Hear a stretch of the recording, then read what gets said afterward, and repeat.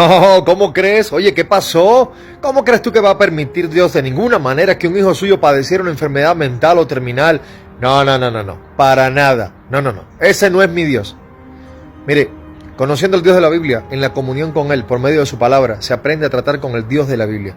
Y es exactamente que por evitar esto, tener una relación con Él directa, pues entonces se interpreta tan mal a Dios. El Señor en su soberanía puede permitir que incluso los cristianos, como cualquier otra persona, enfrenten enfermedades mentales o terminales. Y aunque le parezca extraño, déjeme decirle que muchas veces este deterioro está relacionado con nuestro propio estilo de vida de manera muy personal, malos hábitos que hemos adoptado y que generan un rápido deterioro del cuerpo, basados en nuestros deseos carnales, falta de dominio propio, y me refiero a una alimentación no saludable, sedentarismo, constantes preocupaciones, etcétera, que de manera repetida llegan a calar profundamente, dañando al ser humano tanto físicamente. Y déjeme decirle que el cerebro es un órgano rector del cuerpo, y cuando se afecta el cerebro también se genera un daño en la psiquis y la conciencia.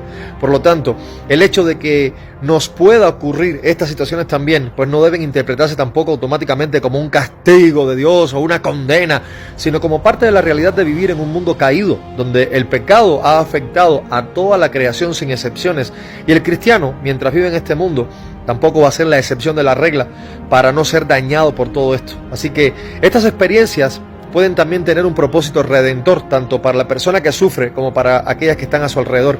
Dios permite que sus hijos se enfrenten pruebas y sufrimientos por razones que muchas veces y a menudo nosotros ni siquiera lo comprendemos en el momento, pero siempre están dentro de su plan perfecto. El apóstol Pablo escribió de la siguiente manera: sabemos que Dios dispone todas las cosas para el bien de quienes lo aman, los que han sido llamados de acuerdo con su propósito. Romanos 8:28. Ahora, esto incluye el sufrimiento físico, mental o emocional. Las enfermedades no son un indicador de falta de fe, ni tampoco un juicio divino directo, sino una oportunidad para experimentar la gracia, el consuelo y la fidelidad de Dios en medio de la fragilidad humana. Además, enfrentar una enfermedad mental o terminal sí puede ser una prueba de fe para la persona que sufre, y de hecho ayudándola a depender mucho más de Dios y a encontrar su esperanza en su presencia. Pero cuidado con esto, porque al mismo tiempo estas situaciones prueban la fe, el amor y la paciencia de aquellos que están cerca de ella, enseñándoles a mostrar compasión, apoyo y perseverancia en medio de la situación. Y Dios sabe que es muy fácil alabar en la alegría y en la abundancia, pero solo en la prueba se alaba a Dios en medio del dolor. Y déjeme decirle que la pregunta que debemos hacer es la siguiente: si llegan las tribulaciones, ¿seguiríamos alabando, adorando, glorificando a Dios y creyendo que su voluntad es perfecta? Eso solamente las pruebas lo van a poner de manifiesto, no las palabras.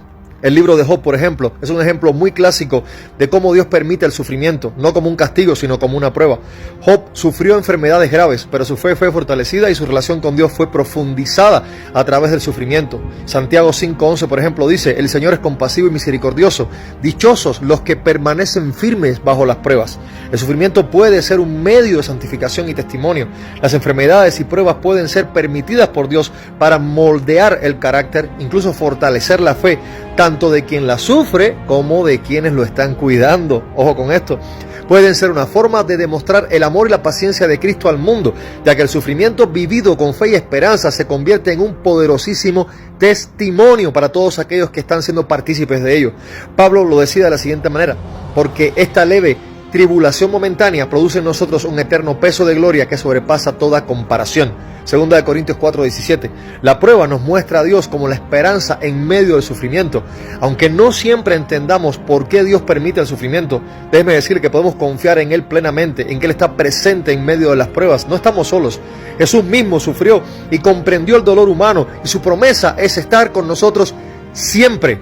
Decía el Señor: en el mundo tendrán aflicciones, pero confíen, yo he vencido al mundo, tal cual vemos en Juan 16:33. Además, las Escrituras nos aseguran categóricamente que un día todas las lágrimas serán enjugadas y no habrá más dolor ni sufrimiento. Bendito sea el Señor, tal cual vemos en Apocalipsis 21:4. Y esta esperanza eterna nos sostiene incluso en medio de las pruebas más difíciles. Sí, Dios puede permitir que un cristiano incluso enfrente enfermedades como el Alzheimer, la esquizofrenia, la demencia o enfermedades terminales. Eso es una realidad. Sin embargo, esto no se debe entender como un castigo, sino como la oportunidad para que su gracia sea manifestada, su carácter sea formado en nosotros y su amor sea demostrado a los demás. Y todas estas pruebas que enfrentamos, aunque puedan ser dolorosas, déjeme decirle que son el escenario para glorificar a Dios y fortalecer en Él nuestra fe. y de todos aquellos que nos rodean. En todas las cosas podemos confiar en su bondad, en su amor, en su gracia y su infinita misericordia, porque los pensamientos de Dios para con nosotros son de bien, al punto de entregar a su amado Hijo Jesucristo a morir en una cruz en nuestro lugar. ¿Para qué? Para nuestra salvación eterna. Y no hay mayor amor que ese, mis amados. Por lo tanto, por encima de todo lo que enfrentemos en este mundo, nuestra esperanza en Cristo y su propósito son eternos. Así que, ante toda prueba, solamente levante su mirada al cielo y diga: Señor, hágase tu voluntad. Que Dios le bendiga.